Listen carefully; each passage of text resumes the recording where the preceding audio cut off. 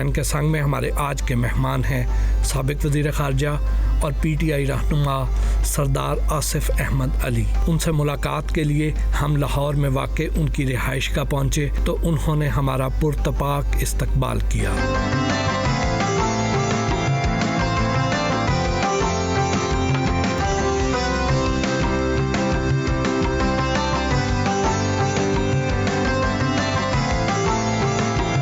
سردار آصف احمد علی صاحب، کیسے ہیں آپ؟ جی شکریہ، تھینک یو۔ آپ کا انداز گفتگو بہت ہی مہذب اور نپا تلا ہوتا ہے۔ یہ کسی نے شعوری طور پر تربیت کی یا ارد گرد کے ماحول نے ڈھالا آپ کو اس سانچے میں؟ جس زمانے میں میری پرورش ہو رہی تھی تو آپ یقین کریں کہ سب لوگ ہی ایسے اسی طرح بولا کرتے تھے۔ یہ آداب تھے ہمارے کلچر کے کہ بڑوں کے سامنے کیسے بیٹھنا ہے، بولنا کیسے، اور یہ کہا جاتا تھا کہ آپ اگر بہت اونچی بولیں تو آپ میں اور گدھے میں فرق کیا ہے، یہ بھی کہا جاتا تھا۔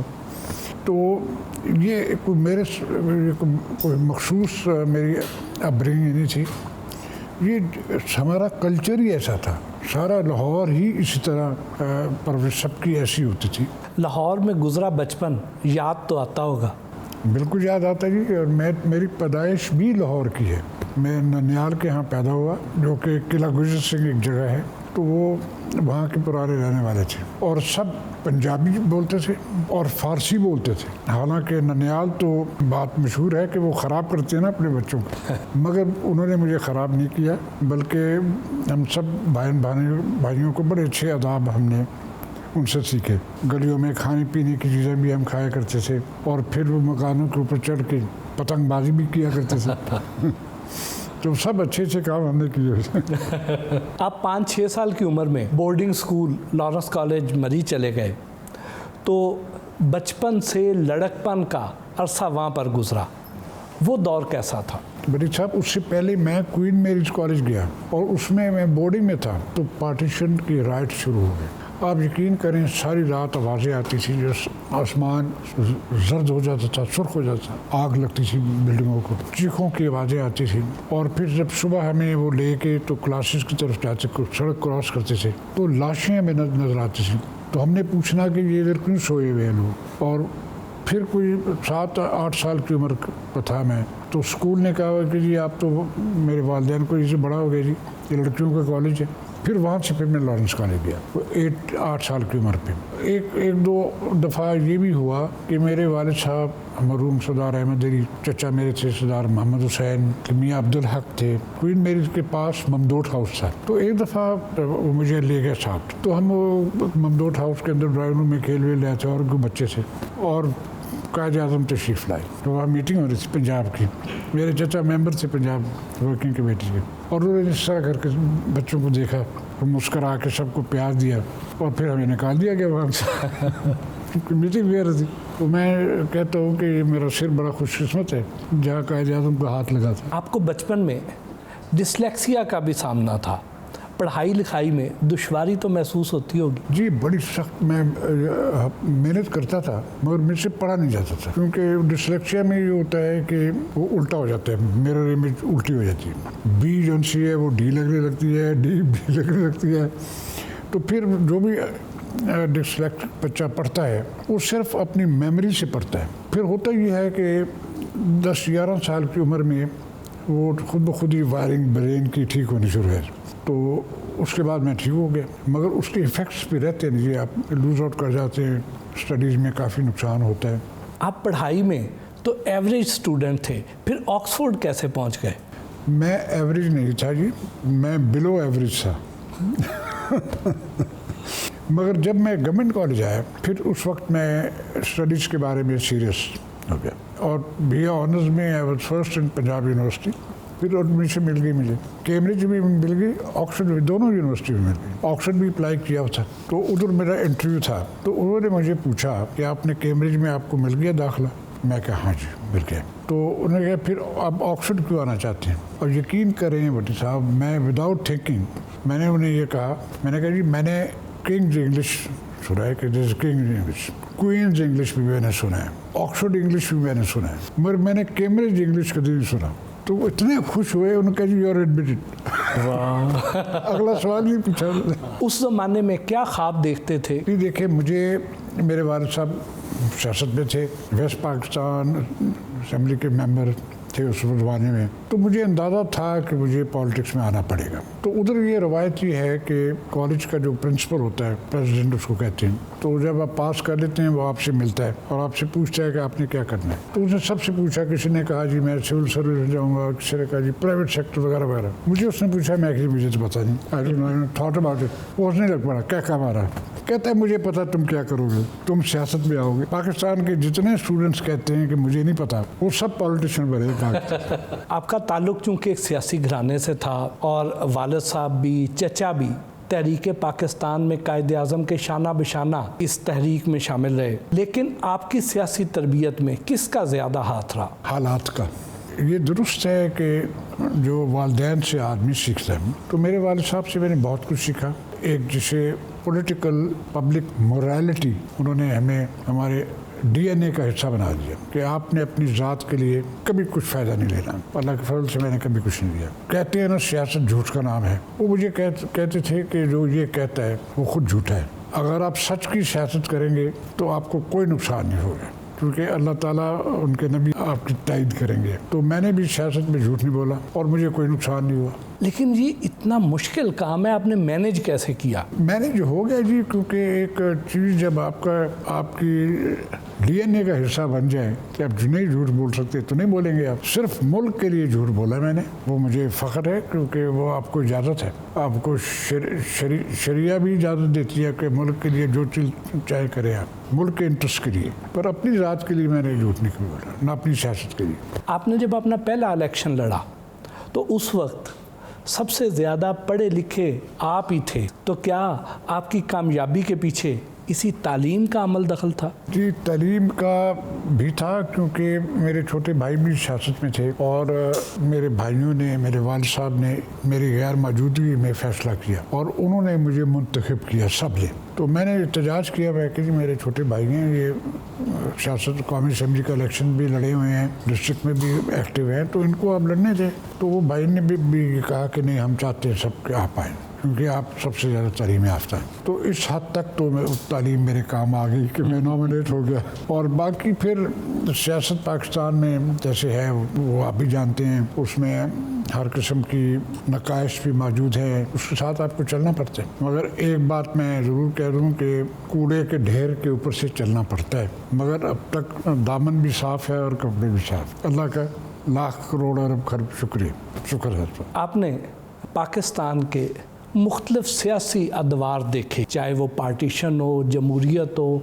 आमरीत हो, लेकिन आप किस दौर को पाकिस्तान के लिए सबसे ज़्यादा तरक्की और खुशहाली का दौर समझते हैं? देखिए, तरक्की और खुशहाली तो आई थी प्रेसिडेंट अयूब खान के ज़माने में, मगर वो डिक्टेटर थे, उन्होंने निज़ाम भी एक आमराना निज़ाम था, मगर वो बज़ाते खुद एक नेशनलिस्ट थे, हुब्बुल वतन इंसान थे और एक शरीफ तबा इंसान थे। और उस दौर में जो डेवलपमेंट हुई, खुशहाली हमने देखी, वो उसके बाद मैंने कभी नहीं देखी। जमहूरियत नहीं थी, खुशहाली मौजूद थी।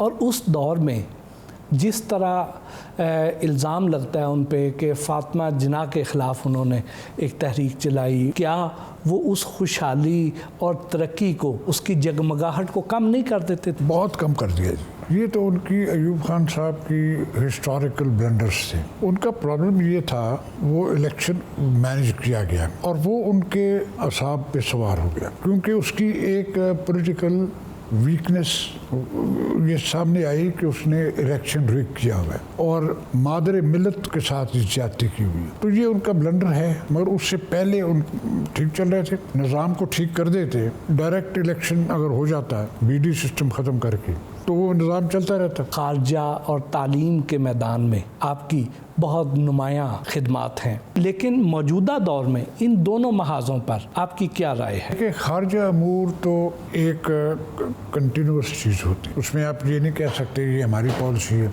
اور پچھلی گورنمنٹ کی نہیں تھی، وہی پالیسی چل رہی ہے، اس میں آپ تھوڑی بہت تبدیلیاں کر سکتے ہیں، اس کی امپلیمنٹیشن میں آپ چینجز لا سکتے ہیں، مگر ایشوز تو وہی رہیں گے۔ کشمیر تو کشمیر کا ایشو رہے گا نا، ہندوستان کے ساتھ آپ نے ڈیل کرنا ہے۔ اب میاں نواز شریف صاحب چاہتے تھے کہ بھول جائیں کشمیر وغیرہ اور انڈیا سے ٹریڈ ویڈ کھولیں آپ، وہ تو اب بھی یہی کہتے ہیں، تو وہ ایک ڈیویشن ہے پالیسی سے۔ انہوں نے وزیر خارجہ بھی نہیں بنایا، پھر فارن سیکرٹری کو حکم دیا کہ کشمیر پہ مت بات کرو، تو اس کا نتیجہ کیا ہوا؟ اب لندن بیٹھنا پڑ رہا ہے ان کو۔ تو آپ ایک پاپولر جو ایک اسٹریم ہے اس کے خلاف نہیں جا سکتے فارن پالیسی میں۔ افغان پالیسی بھی ہماری کلیئر ہے، نیوکلیر پالیسی بھی کلیئر ہے، مگر اس کی آپ نے امپلیمنٹیشن کرنی ہے، اس کو پروٹیکٹ کرنا ہے، اس کو ایڈوانس کرنا ہے، تو وہ تو کام ٹھیک چل رہا ہے، آئی ایم پرفیکٹلی سیٹسفائیڈ۔ اب جہاں رہا تعلیم کا معاملہ، یہ شروع سے ہم نے اس میں جب پاکستان بنا ہے کچھ صحیح فیصلے نہیں کیے۔ اب عمران خان صاحب کے اپنے خیالات ہیں کہ نیشنل کریکولم ہونا چاہیے، اس پہ اب سندھ صوبہ نہیں مان رہا، بلوچستان بھی شاید نہ مانے، اس پہ پھر کنسنسس تو نہیں ہے، تو ان کو ڈیفیکلٹیز آئیں گی۔ اس پہ بے پناہ غور و فکر کی ضرورت ہے اور بے پناہ ایکسپرٹیز کی ضرورت ہے۔ اب یونیورسٹیاں بنائی جا رہے ہیں، کیا ان یونیورسٹیوں کو آپ اسٹینڈرڈ وہ ورلڈ کلاس بنا سکتے ہیں یا نہیں؟ جب تک آپ کے پاس STEM گریجویٹس نہیں ہوں گے اور ماسٹرز نہیں ہوں گے، آپ کا ملک ترقی نہیں کرے گا۔ STEM is for science, technology, engineering and mathematics. ملکوں کے اس وقت جو ان کو دیکھا جاتا ہے، ان کے اسٹینڈرڈس دیکھے جاتے ہیں، دیکھا یہ جاتا ہے کہ how many STEMs are we producing, وہ پاکستان میں بہت کم ہے۔ ایک بڑی انجینئرنگ یونیورسٹی ہے، اس کے بعد اب دیکھیں سارے پنجاب میں کوئی پراپر انجینئرنگ یونیورسٹی ہم نے نہیں بنائی۔ اب تک پنجاب میں 20 انجینئرنگ یونیورسٹیز ہونی چاہیے تھی، پھر آپ کی قوم اٹھے گی، پھر آپ کو بیوروکریٹس نہیں اٹھائیں گے، یہ انجینئر اٹھائیں گے آپ کو۔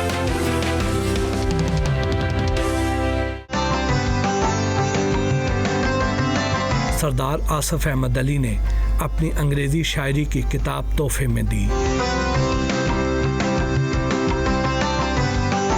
افغانستان میں امریکی ناکامی کی وجوہات کیا ہیں؟ تاریخ سے غفلت، تاریخ پڑھنے کی انہوں نے تکلیف گوارا ہی نہیں کی۔ اگر تاریخ پڑھی ہوتی تو ان کو پھر یہ اس بات کا علم ہوتا کہ ہم سے پہلے جو دنیا کے سب سے بڑا امپائر تھا، برٹش امپائر، ہندوستان بھی ان کا تھا، کینیڈا بھی ان کا، دنیا جہاں ان کی تھی، اس کو کیسے شکست ہوئی اور بری طرح وہاں سے ہار کے آئے۔ جو دوسری افغان وار تھی، یہ شاہ شجاع کو یہاں سے لے کے گئے لدھیانے سے اور اس کو بادشاہ بنا دیا۔ دوست محمد خان جو بیٹھا ہوا تھا، اس کو اٹھا کے یہاں گرفتار کر لیا، فوج بھیج دی اور پھر بغاوت شروع ہو گئی اور اخیر پہ وہاں سے بھاگنے کے لیے مجبور ہو گئی۔ اور اب یقین کریں جب درہ خیبر سے وہ آ رہے تھے تو سفید مسجد جو خیرہ پوائنٹ ہے افغانستان کا، ایک آدمی بچ کے آیا، بس 25-30 ہزار لوگ انہوں نے مار دی، کیونکہ وہ ان کی ایک جغرافیہ ہے، قبائلی نظام ہے، پھر ان کے وہ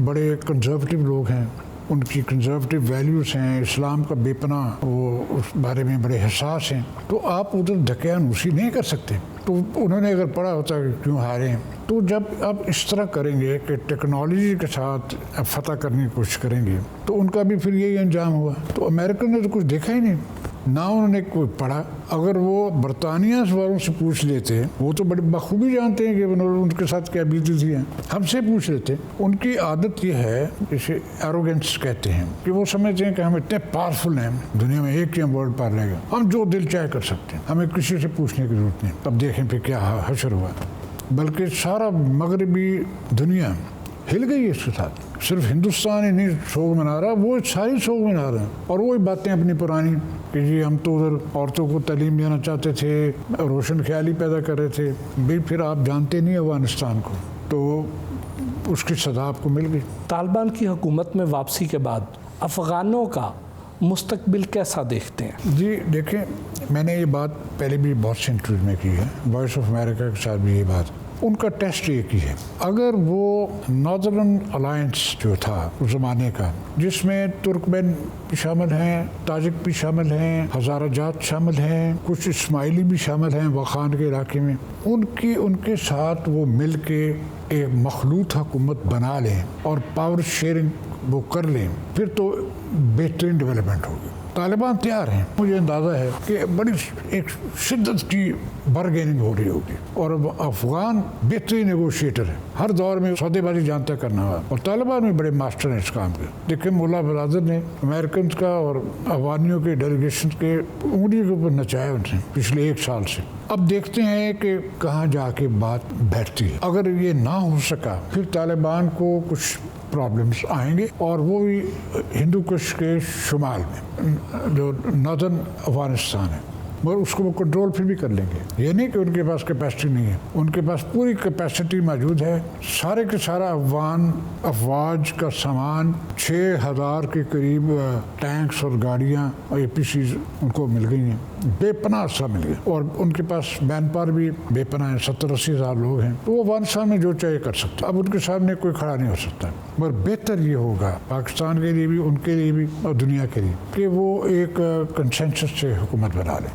بھارت امریکی ناکامی اور طالبان کی کامیابی کا کریڈٹ پاکستان کو دیتا ہے, آپ کیا کہتے ہیں؟ دیکھیں اس وقت تو بھارت سوگ میں ہے, سوگ منا رہا ہے.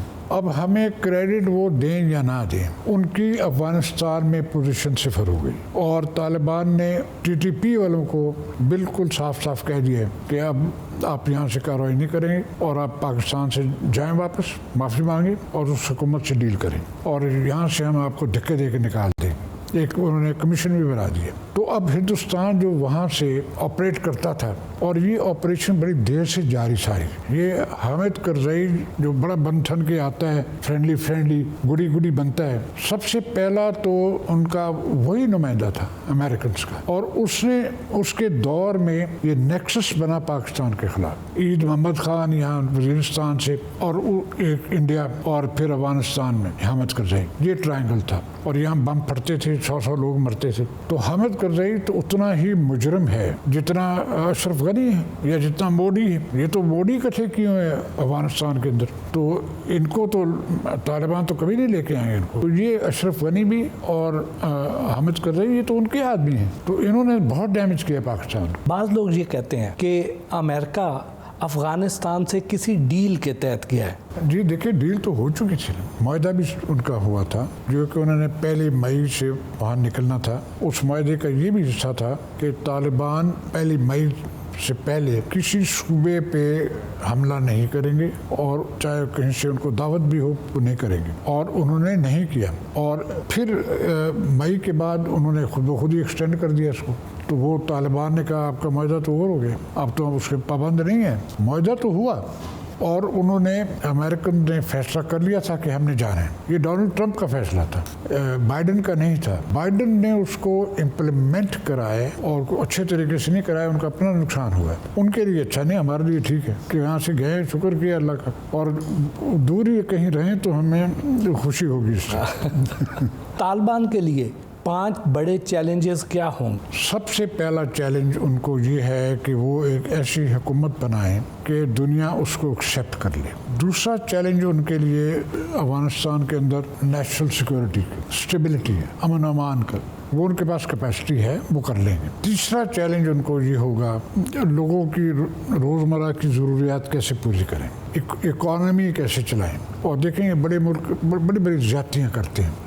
یہ ظلم ہے, زیادتی نہیں ہے, کہ ایک غریب ملک کے پیسے آپ کے پاس پڑے ہوئے ہیں, 9.2 ارب ڈالر, وہ اس پہ انہوں نے اس کو فریز کر دیا. پھر ورلڈ بینک کو حکم دیا ہے چلیں اس میں کوئی صداقت ہو سکتی ہے کہ گورنمنٹ نہیں ہے. وہ 450 ملین ڈالرز اور ٹرین چانی تھی وہ بند کر دیے. تو اب ان کی کوشش یہ نظر آتی ہے کہ وہ افغانستان کو, طالبان کی حکومت کو, کہ اکانومی کو چوک کر دیں. جی دیکھیں اکانومی چوک ہوگی تو وہ عام آدمی کو تکلیف ہوگی. کہاں گئے ان کے ہیومن رائٹس اور ڈبل ویلیوز؟ ان کے ڈبل ویلیوز ہوتے ہیں. تو جہاں ہیومن رائٹ انہیں سوٹ کرتا ہے جو ہیومن رائٹس, اور جہاں سوٹ نہیں کرتا اب وہ دیکھیں ہیومن رائٹس کے ساتھ کیا کر رہے ہیں. بعض لوگوں کا یہ خیال ہے کہ اب پاکستان میں امن و امان کی صورتحال अच्छी नहीं रहेगी? जी देखिए, मैं तो समझता हूँ कि अच्छी होगी, अच्छी हो जाएगी, क्योंकि ये जो हिंदुस्तान ने अड्डे बना रखे थे और कॉन्सुलेट्स मौजूद थे जगह जगह जिसके जरिए पैसा भेजते थे, अब वो तो किस्सा खत्म हुआ। अब अफगानिस्तान की सरजमीन उनके लिए बंद है, उधर से ये एक्टिविटी पाकिस्तान में नहीं कर सकते, और ईरान के थ्रू किया करते थे, वो भी अब किस्सा बंद हो गया। अगर धचका लगा तो उनको लगा है, अगर उनको धचका लगे तो फिर यहाँ तो अमन आएगा, फिर इंशाल्लाह बहुत बेहतरी आएगी। पाकिस्तान पिछले कुछ अरसे में रीजनल सियासत में ज़्यादा करीब हुआ है, क्या ये हिकमत अमली दुरुस्त है? बिल्कुल ठीक है। अब देखिए, अफगानिस्तान में हमारे इंटरेस्ट हैं, इकोनॉमिक इंटरेस्ट हैं, सोशल इंटरेस्ट हैं, ट्राइबल इंटरेस्ट हैं, लिंग्विस्टिक इंटरेस्ट हैं, रिलीजियस, तो हम तो बिल्कुल डफटेल हैं अफगानिस्तान के साथ। उनकी इकॉनमी और हमारी इकॉनमी, यहाँ 20 लाख बैठे हैं, वो जाना नहीं चाहते। तो मैं तो समझता हूँ कि जो यहाँ पैदा हुए हैं उनको आप सिटीजनशिप दें पाकिस्तान की, वो तो पूरे पाकिस्तानी है, उर्दू वो बोलते हैं, क्रिकेट वो खेलते हैं, वो हर काम जो हम पाकिस्तानी करते हैं वो दे आर पाकिस्तानी, और फिर जो जाना चाहें उनको जाने दें। बाकी हम इतने एक्टिव बांग्लादेश में नहीं हैं, श्रीलंका में किसी हद तक हैं, और नेपाल के साथ भी ठीक है, मगर सार्क जो है वो हिंदुस्तान ने उसको फेल कर दिया, एंड थैंक्स टू इंडिया, क्योंकि वो उसको डोमिनेट करना चाहते हैं, और जब तक पाकिस्तान खित्ते में है वो डोमिनेशन हम नहीं होने देंगे।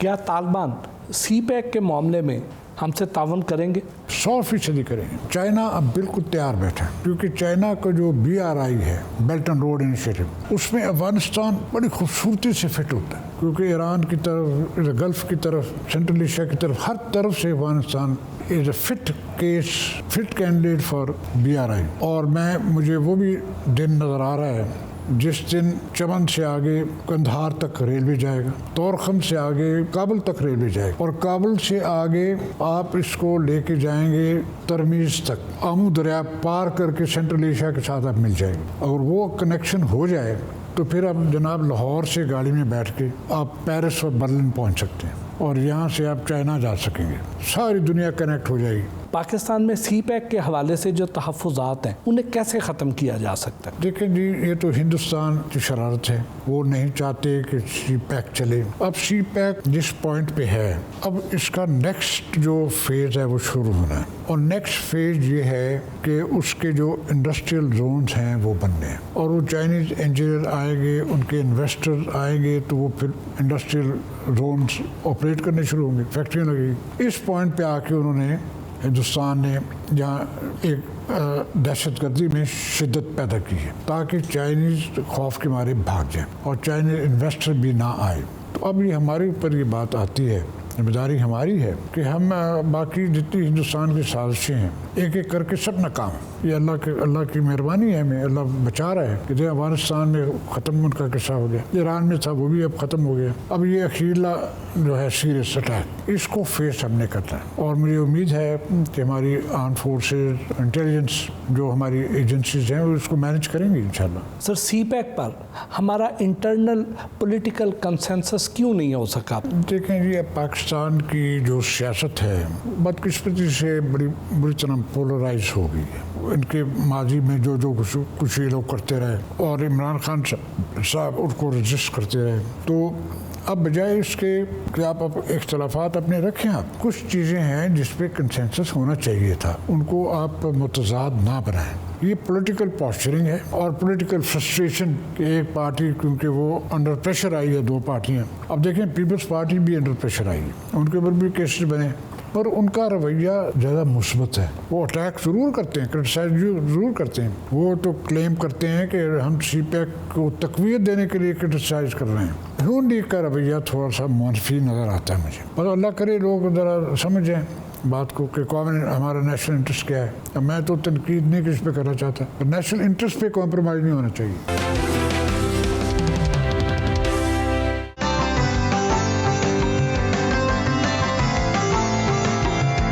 सरदार आसिफ अहमद अली माहिर मुसव्विर भी हैं, सियासत से बच जाने वाले औकात में पेंटिंग का शौक पूरा करते हैं।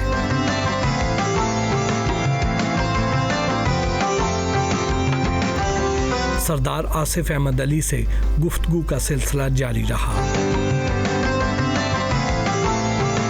सरदार साहब, ये जो अपोजिशन इमरान खान पर इल्ज़ाम लगाती है कि इमरान खान ने कश्मीर को बेच दिया है, کیا واقعی کشمیر کا سودا ہو گیا؟ بالکل بے بنیاد بات کرنی. اس بات کرنے کے بیسس کیا ہے؟ جس انداز سے عمران خان نے کشمیر کا مقدمہ پیش کیا دنیا کو، اور اقوام متحدہ میں جو اپنی فی البدی تقریر میں اس نے جس انداز سے پیش کیا ہے، آج تک میں نے نہیں سنا کہ اس انداز سے کسی نے بھی کیا. ہم بھی کرتے رہے، میں بھی یونائٹڈ نیشن میں گھنٹہ تقریر کرتا تھا، اور اس انداز سے کسی نے نہیں پیش کیا، اور اس کا بے پناہ امپیکٹ ہوا ہے. اور کشمیر کا ایشو خاص طور پہ مغربی ممالک میں زندہ ہو گیا، کیونکہ عمران خان صرف پرائم منسٹر ہی نہیں مگر وہ ایک انٹرنیشنل فگر سمجھا جاتا ہے، اور دنیا ان کی بات سنتی ہے. میں یہ پوچھتا ہوں کہ بھیا نواز شریف صاحب نے کب بات کی کشمیر کی؟ انہوں نے تو فارن سیکرٹری کو منع کر دیا کہ کشمیر کے بارے میں کوئی بیان مت دو. کشمیر ہاؤس کا جو بورڈ تھا وہ بھی وہاں سے اٹھوا دیا، اور فارن منسٹر بھی اس لیے نہیں رکھا کہ وہ نہیں چاہتے تھے کہ کشمیر میں کوئی بات ہو، کیونکہ ان کی سوچ یہ تھی کہ کشمیر تو نہ جانے حل ہوگا یا نہ ہوگا، ہم پاکستان اور ہندوستان کی اکنامک ریلیشنز ہے اور ٹریڈ ہے اس کو کھولیں، اور کھول دیا انہوں نے. اس کا نتیجہ کیا ہوا؟ آپ کا پاکستان کی زراعت تباہ ہوگی، کیونکہ جب ہماری چیز تیار ہوتی تھی بارڈر کھول دیتے تھے، اور ہماری چیز پھر اونے پونے بھی بکتی تھی، اور ہندوستان سے جو کچھ بھی آتا تھا اس کے اوپر کوئی ٹیکس نہیں تھا. یہاں سے جو کچھ جاتا تھا ہندوستان اس کے اوپر کسٹم ڈیوٹی لگاتا تھا. اپنے لوگوں کے ساتھ آپ نے ظلم کیا. آپ نے دنیا میں کئی امن معاہدے کروائے، لیکن مسئلہ کشمیر کیوں حل نہ ہو سکا؟ دیکھیں کیا مسئلہ فلسطین حل ہو گیا؟ کئی دنیا میں مسئلے جو حل نہیں ہو رہے، کیونکہ یہ ایک ساری گیم بن گئی ہے پاور کی. اب ہندوستان ایک بڑا ملک ہے، بڑی منڈی ہے، اور جو مغربی ممالک ہیں ان کا خدا، ان کا رب، ان کی کتاب وہ پیسہ ہے، ڈالر، یورو، پاؤنڈ، فرینک، یہ ان کا خدا ہے. انڈیا اپرچونٹی ہے. اب جب یہ ڈبل سٹینڈرڈز ہوں گے کہ ایک سٹینڈرڈ آپ نے ہمارے لیے رکھا ہوا ہے فتح میں جو ہم سے کر رہے ہیں، اور ایک ہندوستان کے لیے الگ رکھا ہوا ہے، کیونکہ ہندوستان کو کھڑا کرنا چاہتے ہیں ایشیا میں چین کے خلاف. بھئی ارے تم کیا چین کا مقابلہ کرو گے؟ وہ اب ہندوستان سے 100 سال آگے نکل گیا ہے، مگر ان کے خیالات ہیں. تو حل اس لیے نہیں ہو رہا کہ دنیا جو پاورفل دنیا ہے، وہ جو کنٹرول کرتے ہیں دنیا کو، P5 ہیں، ان میں 3 جو ہیں وہ تو چاہتے ہی نہیں کہ ہم کشمیر کی بات تک کریں.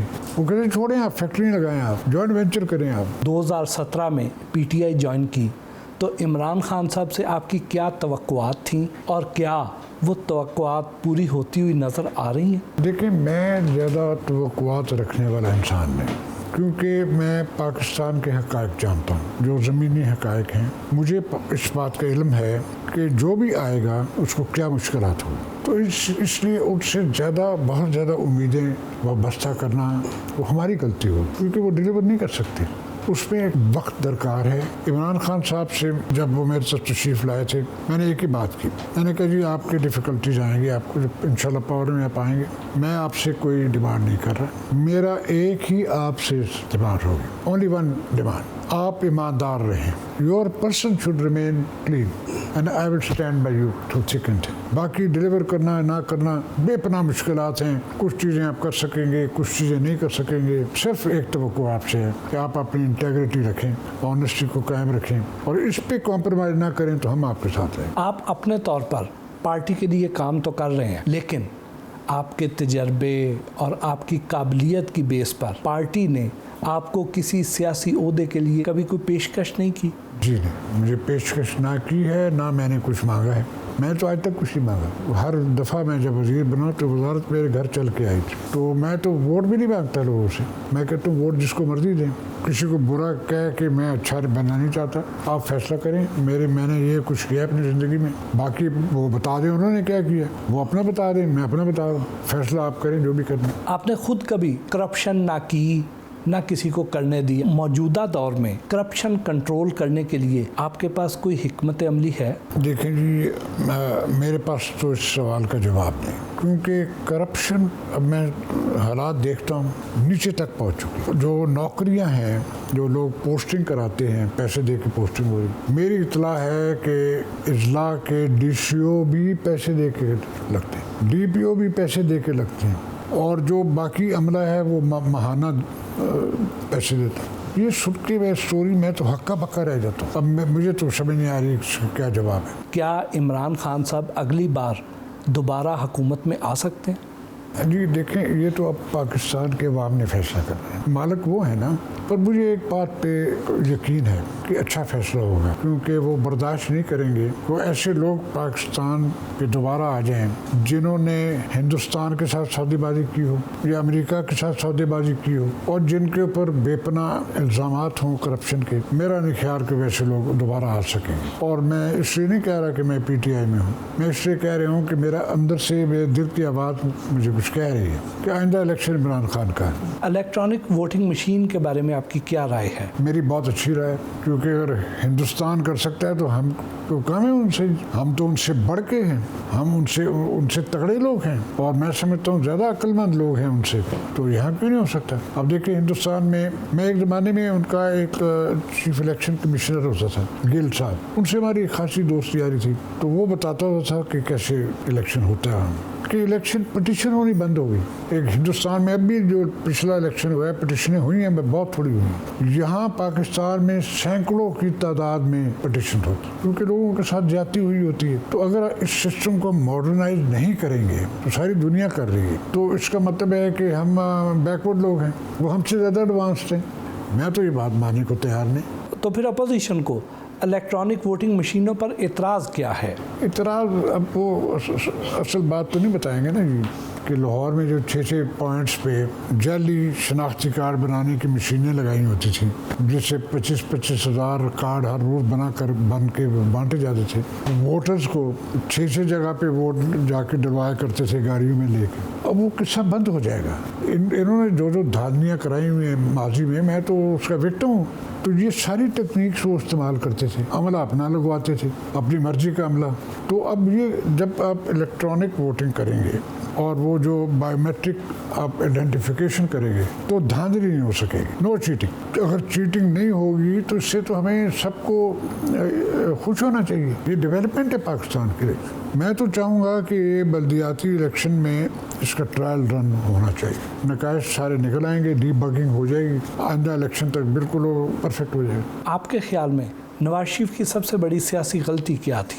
انہوں نے پاکستان کی جو اس خطے میں جو پاکستان کے جو ایشوز ہیں ان پہ کمپرومائز کیا. انہیں کشمیر پہ کمپرومائز کر دیا, انڈیا کے ساتھ ریلیشن پہ کمپرومائز کر دیا, انڈیا کے ساتھ جو ٹریڈ کرائی اس سے پاکستان کو نقصان کروایا. میرا اندازہ یہ ہے کہ ان کی کیلکولیشن یہ تھی کہ ایک نیا آرڈر ورلڈ آرڈر بن رہا ہے جس میں ایشیا میں سعودی عرب ہوگا, اسرائیل بھی ہوگا, UAE ہوگا, مصر ہوگا, ہندوستان ہوگا, اور یہ چائنا کے خلاف ایک محاذ بنے گا. میرا خیال سب سے بڑی وہ اسٹریٹجک غلطی یہ کر گئے. انہوں نے اس جو یہ نیو ورلڈ آرڈر کا حصہ بن گیا, یہ ان کی مس کیلکولیشن تھی. اور اس کا سب سے بڑا ثبوت آپ نے دیکھ لیا ہے 14 اگست کو جو کابل میں ہوا. کابل میں جو ہوا ہے وہ ان کی ساری اسکیمیں تو ساری فیل ہو گئی نا. تو یہ سب سے بڑی غلطی تھی یہ نواز صاحب. اب پیپلز پارٹی کی قیادت بلاول بھٹو صاحب کے پاس ہے, تو آپ پیپلز پارٹی کا اور بلاول بھٹو صاحب کا سیاسی مستقبل کیا دیکھتے ہیں؟ محترمہ کے ساتھ میرے بہت اچھے ریلیشنز تھے. میری کتاب کا فارورڈ بھی لکھا انہوں نے, اور ایز فارن منسٹر مجھے انہوں نے ٹوٹل کانفیڈنس دیا, اور میرے ایڈوائس کو کبھی انہوں نے فارن پالیسی میں کبھی ریجیکٹ نہیں کیا. اب بلاول ایک پڑھا لکھا انسان ہے, ویل ایجوکیٹڈ ہے, پولیٹیکل اس نے ماحول میں پرورش پائی ہے, ایک پوری داستان ہے پیچھے اس کا فیوچر نظر آتا ہے مجھے. اور اس کے فیوچر میں سب سے بڑی رکاوٹ جو ہے وہ جناب زرداری صاحب ہیں, کیونکہ پیچھے سے وہ آنا بانا ان کے ہاتھ میں ہوتا ہے. اس کو آزاد کر دیں, اور پنجاب میں جب تک نہیں آئے گا اس کو لیڈرشپ اس کی نہیں بنے گی. اب پنجاب وہ آتے ہی نہیں, اور آتے ہیں تو ادھر بلاول پیلس میں بیٹھ کے تو ادھر سے میٹنگیں کر چلے جاتے ہیں. بلاول بھٹو جوان آدمی ہے, اس کا ایکسپوجر اگر کرے گا تو وہ اس کا فیوچر بن جائے. اور وہ بھی ایک پارٹی نہیں ہے, ورثہ ہے, اور اس ورثے کو زندہ رہنا چاہیے. جو نون لیگ ہے وہ ورثہ نہیں ہے, وہ ایک مصنوعی جماعت تھی اسٹیبلشمنٹ کی بنائی, اور پاکستان میں 2 کم از کم مضبوط جماعتیں ہونی چاہیے. وہ میں PTI میں ہوں, میں تو اپنی پارٹی کو مضبوط دیکھنا چاہتا ہوں, مگر اگر دوسری پارٹی نے کسی نے اوپر آنا ہے, اور ضرور آنا ہے کسی نے, تو میں سمجھتا ہوں کہ پیپلز پارٹی ایک بہتر کردار ادا کر سکتی ہے پاکستان کے حوالے سے. کیا مریم نواز شریف کی سیاسی جانشین ہے؟ یہ تو جی سوال نواز شریف صاحب جانے یا بی بی مریم صاحبہ جانے، یہ تو وہ دے سکتے، میں تو جواب نہیں دے سکتا۔ اور اگر ایسا ہو تو نون لیگ کی سیاست کیا رخ اختیار کرے گی؟ مریم بی بی کی سپورٹ سینٹرل پنجاب میں موجود ہے، یہ ہمیں تسلیم کرنا پڑے گا۔ وہ سپورٹ کتنی ہے وہ ایک الیکشن ہی بتائے گا، مگر میرا اندازہ ہے کہ اب سینٹرل پنجاب میں وہ اسٹرینتھ نہیں رہی نون لیگ کی۔ نون لیگ کم از کم 25-30% ڈاؤن ہے سینٹرل پنجاب، اور اس کے مختلف ریزنز ہیں۔ تو اگلے الیکشن میں میرا اندازہ ہے کہ سینٹرل پنجاب ٹوٹ جائے گا۔ صرف اسٹیبلشمنٹ کی بات نہیں ہے، اور بھی بڑی چیزیں ہوتی ہیں کہ فائٹ وہ ضرور کریں گے، زیادہ سے زیادہ 60-40 ہوگا، 60 ان کے حق میں ہوگا، 40 پی ٹی آئی کے حق میں ہوگا۔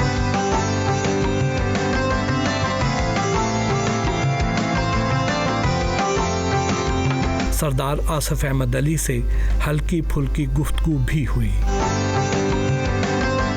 اب سر تھوڑے سے ہلکے پھلکے سوال ہو جائیں۔ آپ نے پاکستان سمیت دنیا کی اعلیٰ یونیورسٹی سے تعلیم حاصل کی، ایام جوانی میں کبھی کسی خاتون نے متاثر تو کیا ہوگا؟ جی جی بالکل، جوانی کیا ہے اگر وہ متاثر نہیں ہوتی حسن سے۔ آپ کے نزدیک ویمن بیوٹی کا کرائیٹیریا کیا ہے؟ ایک تو بیوٹی جو نظر آئے، مگر اس سے بڑھ کے ایک عاشق کی بیوٹی ہوتی ہے۔ جیسے کہ مجنو لیلا کو دیکھتا تھا تو وہ خلیفہ وقت نے جناب ہارون رشید نے پوچھا کہ اس عورت میں کیا بات ہے، آپ کو کیوں یہ خوبصورت نظر آتی ہے؟ تو اس میں تو کوئی حسن نہیں ہے۔ تو اس نے خلیفہ کو کہا کہ آپ مجنو کی آنکھوں سے نہیں دیکھ رہے۔ تو حسن اصل وہ ہے جو کہ عاشق کی آنکھوں میں نظر آئے۔ اللہ تعالیٰ خود حسن کے خالق ہیں، تو حسن کا آبجیکٹیو کرائیٹیریا بھی ہوتا ہے، مگر وہ ایک امپرسنل چیز ہے۔ آپ ایک خوبصورت چہرہ دیکھیں تو وہ آپ کو اپیل کرے گا، اندر سے آپ کو میکنزم ہے، ہر انسان میں ہے، اسٹیٹک انسٹنکٹ ایک موجود ہے کہ حسن کو وہ آپ کو ایک دم وہ ٹچ کرے گا، چاہے حسن ایک عورت کی شکل میں ہو، ایک تصویر کی شکل میں ہو، جس شکل میں بھی ہو۔ اور اس فیکلٹی کو سب سے بہترین جن لوگوں نے سمجھا ہے وہ صوفیہ کرام ہے۔ دیکھیں حضرت رابعہ بصری کتنی عظیم ہستی سمجھی جاتی ہیں اور ہیں، تو ان کا یہ فرمان تھا کہ اللہ نے کائنات جو بنائی ہے وہ صرف حسن کے لیے بنائی، جبکہ مولانا روم کہتے ہیں کہ اللہ نے کائنات صرف پیار کے لیے بنائی۔ تو کتنی خوبصورت چیزیں ہیں یہ۔ شادی کیسے ہوئی؟ شادی والدین نے کرائی، جرنیل کی بیٹی تھی، اب بھی جرنیل کی جیسے گھر میں ہوتی ہیں، ہم ان کے سوٹ مارنے والوں میں سے۔ تاریخ سے آپ کو بڑی گہری دلچسپی ہے، تو جو لوگ دنیا میں نمایاں تبدیلیاں لے کر آئے ان کے بارے میں آپ نے خیالات کا اظہار نثر کی بجائے شاعری میں کیا ہے، جو کہ خاصا مشکل کام ہے، کیسے کر لیا آپ؟ لیکن شاعری کوئی عجیب سی چیز ہے، میں نے کبھی شاعری پڑھی نہیں، یعنی تھوڑی بہت میں پڑھتا تھا، وہ اردو کی پڑھ لی، پنجابی کی، انگریزی کی، مگر نہ کسی کالج نہ یونیورسٹی میں نہیں پڑھی۔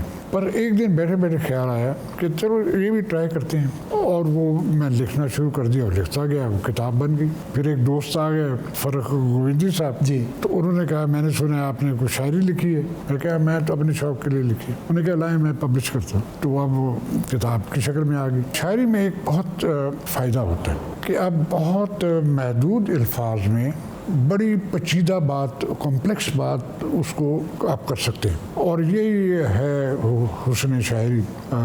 میں تو میرا تو کوئی دعویٰ نہیں ہے، میں تو دل سے جو بات اٹھی میں نے لکھ دی، عقل سے بھی ایک دو لکھی مگر وہ اچھی نہیں ہے، جو دل سے نکلی وہ مجھے پسند ہے، جو عقل سے نکلی وہ مجھے پسند نہیں ہے۔ آپ صوفیاء کرام اور اولیاء اللہ سے بہت عقیدت رکھتے ہیں، بالکل ہے۔ آپ سب سے زیادہ کس شخصیت سے متاثر ہیں؟